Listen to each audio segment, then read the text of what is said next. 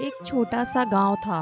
नाम था आशापुर। मिट्टी की सौंधी खुशबू, छोटे छोटे कच्चे घर और दूर तक फैले खेत। इस गांव के ज़्यादातर लोग किसान थे, मेहनती, ईमानदार, मगर आमदनी बस इतनी कि दो वक्त की रोटी जुटा सकें। इसी गांव के छोर पर बबूल के पेड़ के नीचे एक टूटी फूटी झोपड़ी थी। वहीं रहता था रामू। उम्र रही होगी मुश्किल से 12-13 साल। एकदम दुबला पतला, फटे पुराने कपड़े, पैरों में चप्पल नहीं।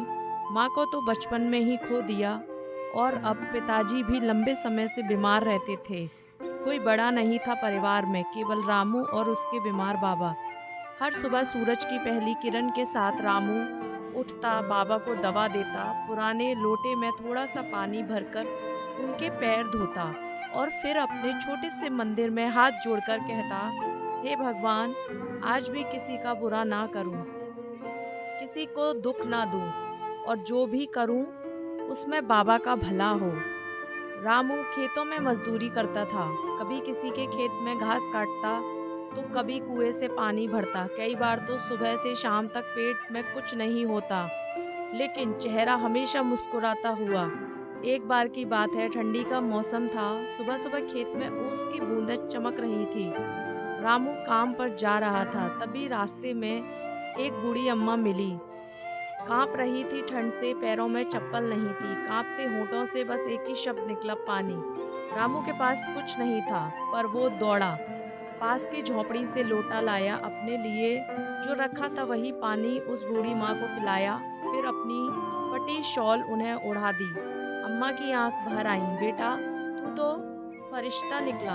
रामू मुस्कुराते बोला, अम्मा, फरिश्ते तो आसमान में होते हैं, मैं तो बस एक मजदूर हूँ, लेकिन दिल है मेरा भी, और दुआ भी चाहिए बाबा के लिए।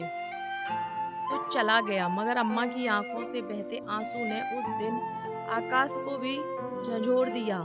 एक दिन की बात है, गांव में अकाल पड़ा। कई घरों में खाने को दाना नहीं था। लोग परेशान थे। उसी वक्त रामू के खेत के मालिक ने उसे मजदूरी के बदले थोड़े गेहूं दिए।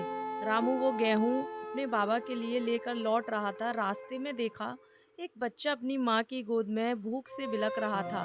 रामू को बहुत बुरा लगा। झोली से थोड़ा गेहूं निकाला, फिर और निकाला, और आखिरी में पूरा झोला उस माँ के हाथ में रख दिया।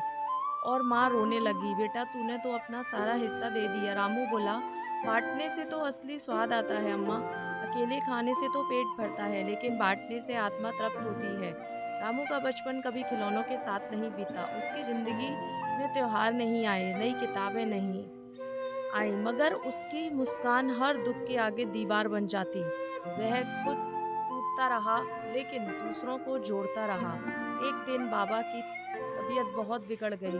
गांव के अस्पताल में इलाज मुमकिन नहीं था। डॉक्टरों ने कहा, इन्हें शहर ले जाओ वरना देर हो जाएगी। रामू के पास पैसे नहीं थे। आंखों में आंसू लिए वो हर दरवाजे पर गया। कुछ ने मजाक उड़ाया, कुछ ने दरवाज़ा बंद कर लिया। पर एक और चीज़ थी रामू के पास, वो था उसके कर्म। जिन लोगों की मदद उसने कभी की थी, बूढ़ी अम्मा, भूखी माँ, प्यासा राहगीर, सब लौट आए। कोई थोड़ा पैसा लाया, कोई दवाई, कोई बहान लेकर आया। पूरा गांव उसके पीछे खड़ा हो गया। रामू अपने बाबा को शहर ले गया। इलाज हुआ। कुछ दिन बाद जब बाबा ठीक होकर लौटे तो आंखों में आंसू थे और सामने रामू। बेटा, तूने मुझे नया जीवन दिया, तूने तो भगवान से भी ज्यादा कर दिया। वक्त बीतता गया, रामू बड़ा हुआ। पढ़ाई में तो उसका भाग्य साथ नहीं दे सका, लेकिन उसकी इंसानियत, उसकी नरमी, उसका प्रेम उसे बड़ा धन बन गया। गांव में जब भी कोई दुखी होता, लोग कहते, रामू से बात करो, वो कुछ ना कुछ सहारा जरूर निकालेगा। उसका जीवन एक सीख बन गया। खुद के पास चाहे कुछ ना हो, लेकिन अगर दिल बड़ा हो और करुणा जीवित है, तो इंसान हर अंधेरे में उजाला कर सकता है। और रामू ने ये उजाला बिना बिजली के भी किया।